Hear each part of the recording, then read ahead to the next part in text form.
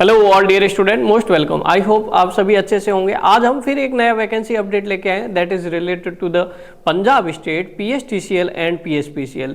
ये वैकेंसी जो है जूनियर इंजीनियर और असिस्टेंट इंजीनियर के लिए, हालांकि और भी कई सारी वैकेंसी है, लेकिन हम मोस्टली इस वीडियो में इस दोनों वैकेंसी के बारे में डिस्कस करने वाले हैं और हमारा फोकस रहेगा इलेक्ट्रिकल इंजीनियरिंग स्टूडेंट्स को इसके लिए किस तरीके से प्रिपेयर करना चाहिए for the junior engineer as well as assistant engineer.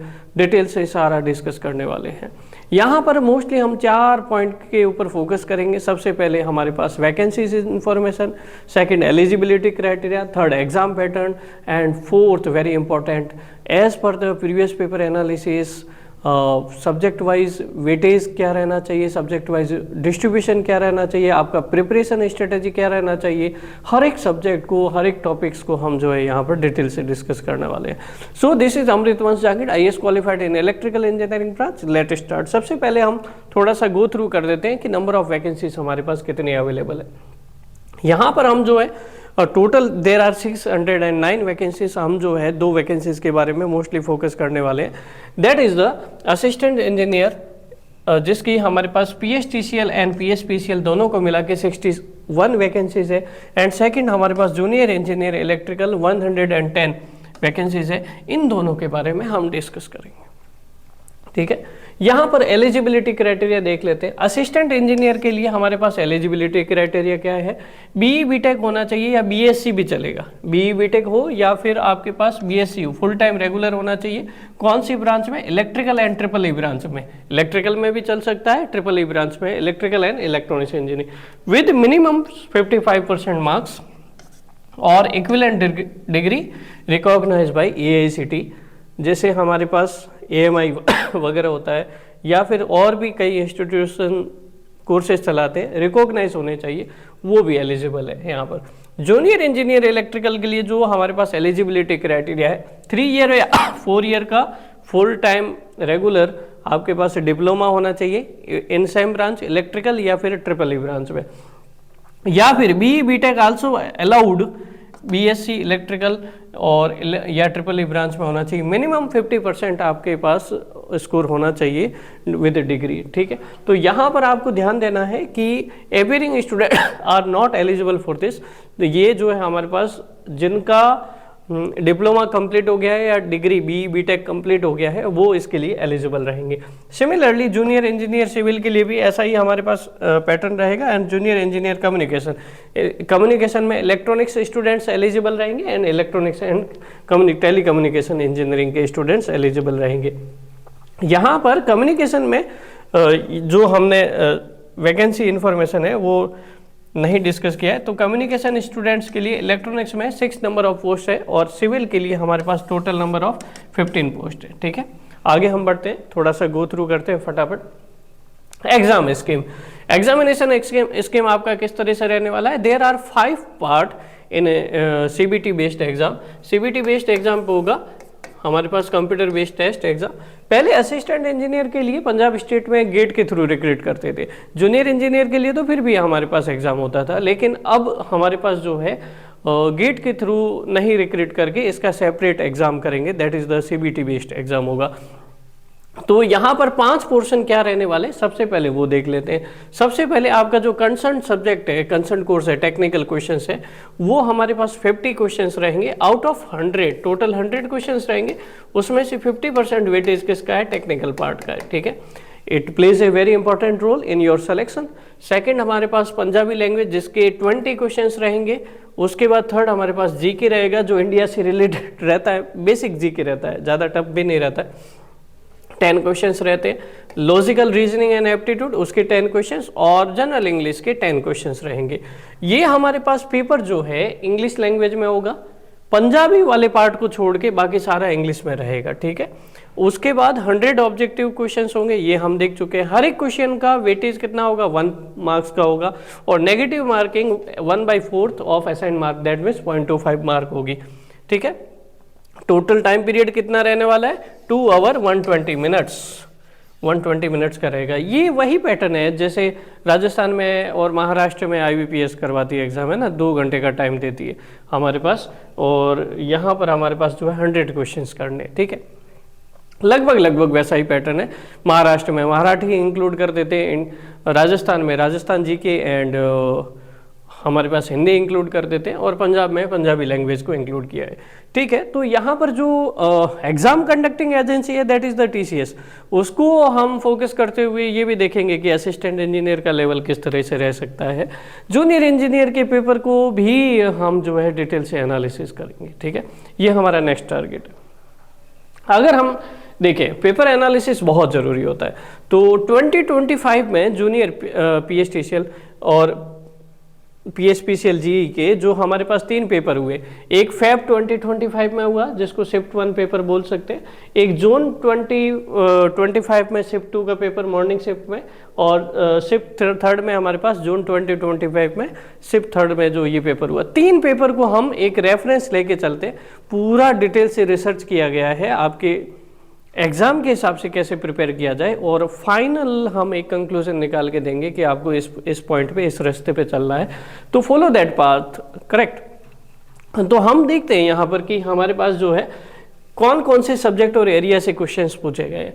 यहाँ पर हमारे पास सबसे पहले हम देखते हैं बेसिक इलेक्ट्रिकल एंड सर्किट से, उसके बाद electrical machine, power system and protection part, power electronics. Power electronics के साथ ईडीसी एनालॉग को भी आप इंक्लूड कर सकते हैं, since there was the question related to the PN junction diode also and analog part also. ठीक है, control system, digital electronics, measurement and instrumentation, EMFT, communication and signal system के बहुत कम क्वेश्चन थे, तो इसको नेग्लेक्ट कर सकते हो। सो मोटा मोटा आप देखोगे 8 सब्जेक्ट हमारे लिए इंपॉर्टेंट है जेई एंड एई के लिए, करेक्ट। ये हमारे पास इन सब्जेक्ट्स को प्रिपेयर करना, इन सब्जेक्ट में हमें जो है प्रायोरिटी बेस पे प्रिपरेशन करना है, बिकॉज वी नो दैट कि हमारा exam as per the notification, as per the detail advertisement, ये जैन 2026 में होने वाला है। आप जो है मोटा मोटा लेके चलो कि आज हमारे पास 18 नवंबर है, तो 2 महीने आप लेके चलो, 15 से 20 जनवरी का टेंटेटिव डेट लेके चलो, या फिर 25 जनवरी, तो 2 महीने आपके पास सफिशिएंट टाइम मिलेगा। सफिशिएंट है या नहीं है ये अभी हम डिसाइड करेंगे, लेकिन 2 महीने का टाइम रहेगा लगभग आपके पास, अगर एडवर्टाइजमेंट आपने ध्यान से देखा होगा। We are analysing each and every part. तो यहाँ पर हमारे पास शिफ्ट 1 में जो क्वेश्चंस पूछे गए इन सब्जेक्ट से, उनका वेटेज कुछ इस तरीके से रहेगा। इलेक्ट सर्किट के 9 क्वेश्चन पूछे गए शिफ्ट 1 में, शिफ्ट 2 में सर्किट के जो 10 क्वेश्चन पूछे गए, शिफ्ट 3 में 10 क्वेश्चन पूछे गए। तो हमने देखा है कि तीनों पेपर में 50-50 क्वेश्चन लिए, ठीक है, 50 क्वेश्चन लिए, तो अगर टोटल कितने हो जाएंगे 150 क्वेश्चन। 150 में से 29 क्वेश्चन तीनों शिफ्ट को मिला के इलेक्ट्रिकल सर्किट से पूछे गए। उसी तरीके से सारे सब्जेक्ट का इस तरह से हमने जो है पूरा रिसर्च किया है, ठीक है।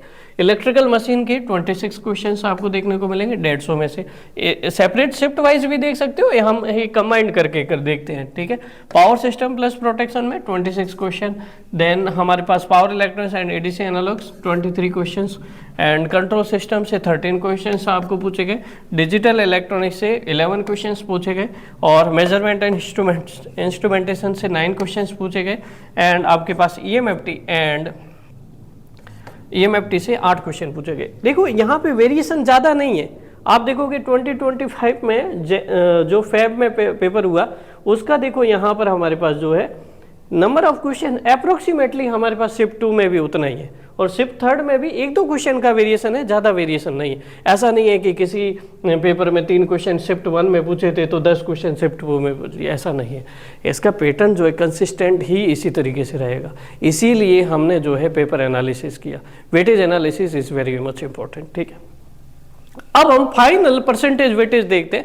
इससे आपको डिसाइड होगा कि हमें 2 महीने में जो है सिलेबस कवर करना है, उसमें प्रायोरिटी बेस पे कौन से सब्जेक्ट्स को रखना है, कौन से सब्जेक्ट पे हमें मोर फोकस करना है। तो आपके पास कंक्लूड हो गए 4 सब्जेक्ट्स आएंगे जिस पे आपको प्रायोरिटी फर्स्ट रहना है, फिर प्रायोरिटी सेकंड, और फिर प्रायोरिटी थर्ड। अगर आपके पास जैसा जैसा सिलेबस कवर होता है वैसे करते जाइएगा, ठीक है। अंधेरे में शॉट मारना नहीं करना है, ठीक है। तो कुल मिला के बात ये है कि यहाँ पर हमारे पास वेटेज अगर आप देखोगे, सर्किट का 19.33%, लगभग 20% मान सकते हो, मशीन का भी लगभग 17%, पावर सिस्टम का 17%, और power electronics plus ADC analog का 15% आपके पास वेटेज है। तो प्रायोरिटी फर्स्ट में आपके पास कौन से सब्जेक्ट होने चाहिए?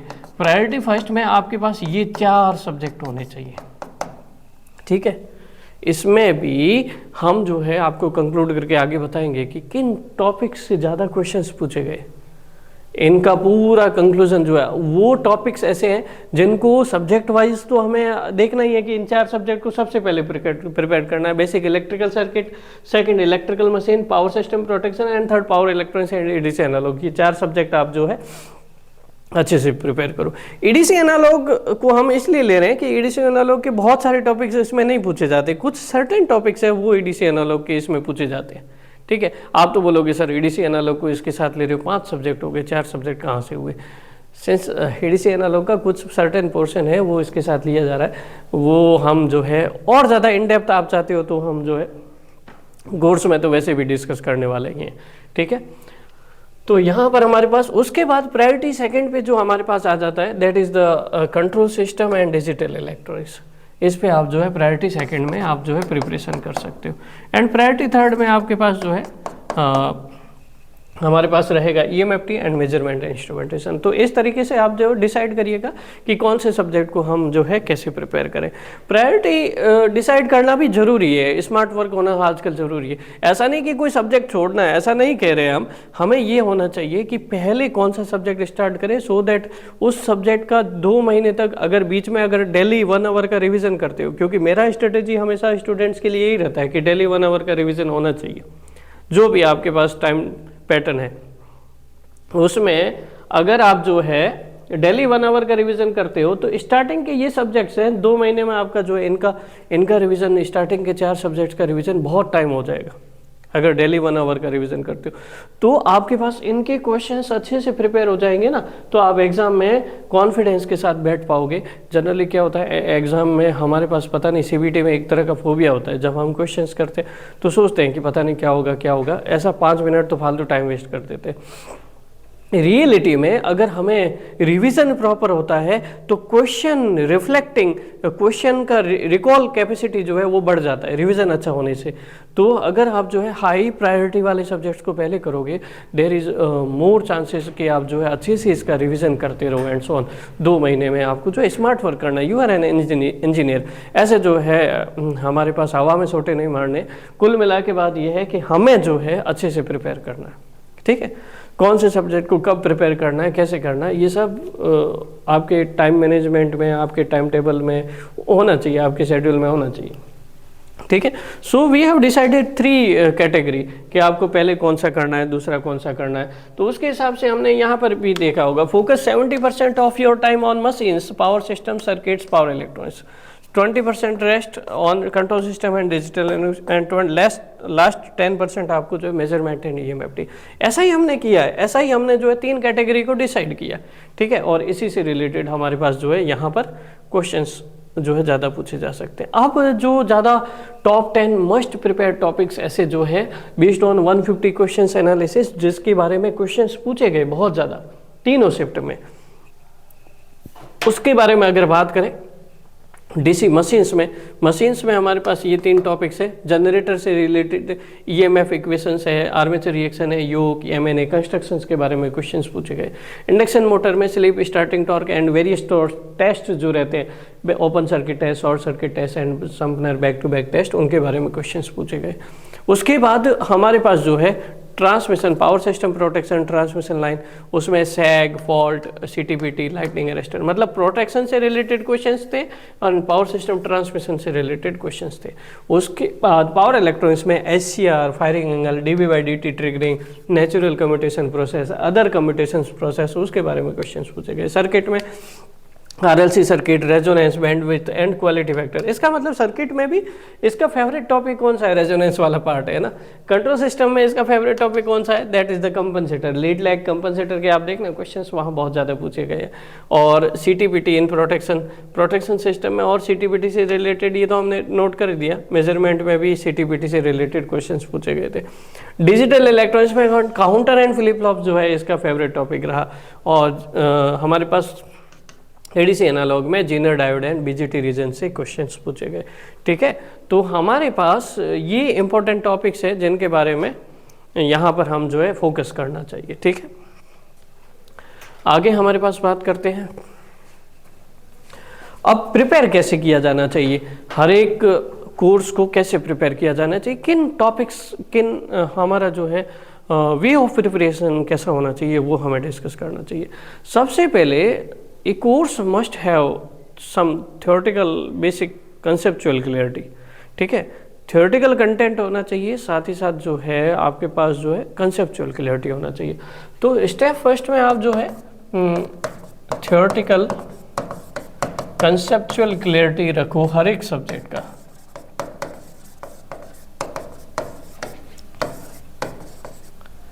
ऐसा होना चाहिए, पहली बात ये। जब हमारे पास थ्योरेटिकल कंसेप्चुअल क्लियरिटी हो जाए हर एक सब्जेक्ट की, और हर एक सब्जेक्ट होना भी इस तरीके से सही, सिंस हमारे पास जो है 2 महीने का टाइम है, तो 2 महीने में हमें थ्योरेटिकल कंसेप्चुअल क्लियरिटी भी करना है। उसके बाद हमें जो है साथ में हर एक टॉपिक वाइज साथ में जो है एमसीक्यू भी प्रिपेयर करने हैं, एमसीक्यू टॉपिक वाइज प्रिपरेशन या सॉल्व करने। उसके बाद हमारे पास और फर्दर जो है एमसीक्यू प्रैक्टिस करते रहना है, डेली रिवीजन करते रहना है विद डेली रिवीजन। ये स्टेप्स आप फॉलो करिएगा, आपको जो है काफ़ी हेल्प मिलेगा। एंड फोर्थ आपके पास रहेगा test series. Test series is also very much important. ये 4 स्टेप्स आपको फॉलो करने, अगर इन 4 स्टेप्स को प्रॉपरली फॉलो करते हो तो आपको जो है एग्ज़ाम में सक्सेस से कोई नहीं रोक सकता। कुल मिला के बात ये है कि हमें जो है इन 4 पॉइंट पे फोकस करके हमें जो है कॉन्फिडेंटली आप जो है एग्ज़ाम पेपर को अटेम्प्ट कर सकते हो। अब हम इन 4 पॉइंट पे आपको कैसे हेल्प कर सकते हैं। We have design a course in such a way that कि आपको जो है इन सारे पॉइंट की टेंशन नहीं हो। एमसीक्यू प्रैक्टिस के लिए आपको जो है डिफरेंट बुक पढ़ने की कोई ज़रूरत नहीं है। We have design a course in such a way that कि आप जो है सीधा जो कोर्स का कंटेंट है उसमें शॉर्ट में थ्योरेटिकल कंटेंट आपको कवर किया गया है। उसके बाद हर एक टॉपिक वाइज जो है एमसीक्यू मिलेंगे आपके पास। उसके बाद प्रैक्टिस सेशन क्वेश्चंस के लिए, सेशन के लिए आपको जो है गूगल ड्राइव पे स्टडी मटेरियल लिंक मिल जाता है। एंड साथ ही साथ जो है टेस्ट सीरीज में इसमें जो है स्पेशली डिज़ाइन करके आपके ऐड कर दी जाएगी। तो ये कोर्स को अगर आप देखोगे that is very effectively designed for your exam, ठीक है। तो यहाँ पर अगर आप देखोगे तो कोर्स को कैसे ज्वाइन कर सकते हो, इस वीडियो के डिस्क्रिप्शन में जाइएगा। इस वीडियो के डिस्क्रिप्शन में आप जो ऐप का लिंक है, वेबसाइट लिंक है engineers wave institute classx.co.in new courses, यहाँ पे क्लिक करोगे तो पंजाब स्टेट एग्जाम पे आप व्यू कोर्सेज पे क्लिक करोगे। वहाँ पे पंजाब स्टेट एग्जाम में आपको कोर्स दिखेगा PSPCL and PSTCL AEE course. Assistant engineer का भी यही कोर्स है, जेई का भी यही कोर्स है। आपको जो है सेपरेट नहीं ज्वाइन करने की जरूरत है, यहाँ से ही आपको कोर्स मिलेगा। इसके व्यू कंटेंट में जाओगे, व्यू डिटेल्स में, है ना, व्यू डिटेल्स में जाओगे, इट इज़ ओनली ऑफ 2999, है ना। और इसमें भी एक कूपन कोड है, दैट इज़ द इंजीनियर्स। एक इंजीनियर्स कूपन कोड यूज़ करोगे फर्स्ट 100 स्टूडेंट्स के लिए तो 1000 रुपीज़ का डिस्काउंट और मिल जाएगा आपको, जो है केवल 1999 में ये कोर्स मिल जाएगा, ठीक है। फर्स्ट 100 स्टूडेंट्स के ही लिए रहेगा ये। उसके बाद हमारे पास यहाँ पर कंटेंट ऑप्शन पे क्लिक करोगे तो देर कंटेंट मेंशंस कि यहाँ पर हमारे पास जो पंजाबी लैंग्वेज को छोड़ के सारे पार्ट कवर किए गए, ठीक है। पार्ट 1, 2, 3, 4 पंजाबी लैंग्वेज 20 क्वेश्चंस का है, बाकी सारे यहाँ पार्ट कवर किए गए। टेक्निकल पार्ट किया है, जीके पार्ट किया है, reasoning and aptitude and general English, ठीक है। ये कंटेंट अपडेट होता रहता है। उसके बाद अगर टेक्निकल पे क्लिक करोगे तो सर्किट थ्योरी है, उसके बाद मतलब basic electrical circuit theory, digital electronics, machines, power system, control system, ADC analog, power electronics theory and EMFT. There are 8 subject, 8 subject जो है उनको यहाँ पर इंक्लूड किया गया है टेक्निकल पार्ट में। उसी तरीके से जीके वाले पार्ट में भी आप जाके देख सकते हो, पार्ट 3 रीजनिंग एप्टीट्यूड में भी जाके देख सकते हो, और इंग्लिश वाले पार्ट में भी जाके देख सकते हो कि कंटेंट किस तरीके से अवेलेबल है। इसके अलावा आपको कोई हेल्प चाहिए इस कोर्स के रिलेटेड या फिर कोई भी आपको पर्सनल गाइडेंस भी चाहिए तो आप कभी भी जो है बिना हिचक के 9602287012 इस नंबर पे व्हाट्सएप मैसेज कर दीजिएगा। We are always ready to help you. और इससे रिलेटेड आपके और भी कोई क्वेरी हो तो तो या तो पर्सनल व्हाट्सएप मैसेज कर दीजिए या इस वीडियो के कमेंट बॉक्स में भी कमेंट कर सकते हो। ठीक है, till then thank you so much, फिर मिलेंगे।